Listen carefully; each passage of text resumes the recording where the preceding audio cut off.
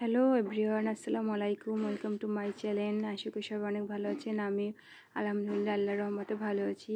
তো শুভ সন্ধ্যা সবাইকে। আজকে সন্ধ্যায় চটপটি আনলাম এবং চটপটি নিয়ে বসলাম। তো চটপটি খেতে আমার কাছে অনেক ভালো লাগে, অনেক পছন্দের আর কি। তো সন্ধ্যার পর নাস্তার পর আমি কিছু পিঠা বানাবো, তো সেটাই আপনাদের সাথে শেয়ার করব, যেটা আমি কি দিয়ে পিঠাটা বানাচ্ছি। তো সকালবেলা নুডলস রান্না করা হয়েছিল, কিন্তু নুডলসগুলো কিছু নুডলস অবশিষ্ট রয়ে গেছিলো, কারণ সবাই খেয়েছে। তারপরে কিছু নুডলস যখন রয়ে গেছিলো, তো সেটা বাসিটা অনেকেই খেতে চায় না, তো সেটা দিয়ে ভাবলাম কিছু একটা তৈরি করি, তাহলে সবাই খাবে। তো এই যে আমি বুদ্ধি খাটিয়ে সেটাকে আবার পিঠা, মানে পুলি পিঠা, ঝাল ঝাল পুলি পিঠা বানানোর জন্য এটা তৈরি করলাম। তো এই যে দেখেন আমার এখানে আমার ছাওয়ালার কি সে কি করতে আসছে, পিঠা বানাবো সেখানে আটা ওটা একদম মেখে টেকে একাকার করে ফেলছে। এইরকম দুষ্টুমি করে, এরকম একটা সন্তান যদি থাকে আর দুষ্টুমি করে, তাহলে আর কি পাগল হতে আর কিছু লাগে বলেন। আর আমার তো এখন দুটো সন্তান, তো একদম মাথা খারাপ করে ফেলে এরা। তো তাকে তো সামলানো বড় দায়, তা তো বুঝিনি। দুটো বাচ্চার মা, তার অবস্থা কি হয়।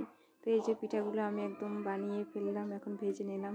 তো দেখতে খুব মুচমুচে, খুব ভালোই লাগছে। আর এরকম গরম গরম পিঠা খেতে কিন্তু সেই রকম লাগে। তো আজকের ভিডিওটা আর বেশি বড় করতে চাচ্ছি না। সন্ধ্যাবেলায় চা পুরি খেয়েছে, আবার এরকম ভাজা ভাজা কিছু সন্ধ্যাবেলা খেতে কিন্তু ভীষণ ভালো লাগে। তো এটা হঠাৎ করেই মাথায় আসছে যে কি করব, এটা হঠাৎ করেই বানিয়ে ফেললাম। আর সবাই খুব খুশি হলো, খুশি মনে সবাই খুব খেলো। আর ঝাল ঝাল পুরি কিন্তু খুবই ভালো লাগে। আর আমরা দেখা যায় কিন্তু সবসময় মিষ্টি পুলি পিঠা, দুধ পুলি পিঠাই খাই, ঝাল ঝাল পুলি পিঠা খাওয়া হয় না।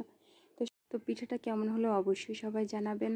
আর আজকে সকালে একটা দৃশ্য আপনাদের সাথে শেয়ার করছি, সেটা হলো আজকে আমাদের দোকানের সামনে হাতি আসছিল। তো হাতি সচরাচর দেখা যায় না এইসব অঞ্চলে, আর এটা অনেক, যেহেতু এটা বরিশাল তেমন হাতি দেখা যায় না, মাঝে মধ্যে দেখা যায় দূর থেকে যখন আসে। তো এই যে দেখুন আমাদের দোকানের সামনে আসছে, আর এটা আমাদের দোকান, আমার বাবার দোকান আর কি। আর টাকা উঠাতে আসছে, মানে সে টাকা না নিয়ে যাবে না, সে এসেই সালাম দিল।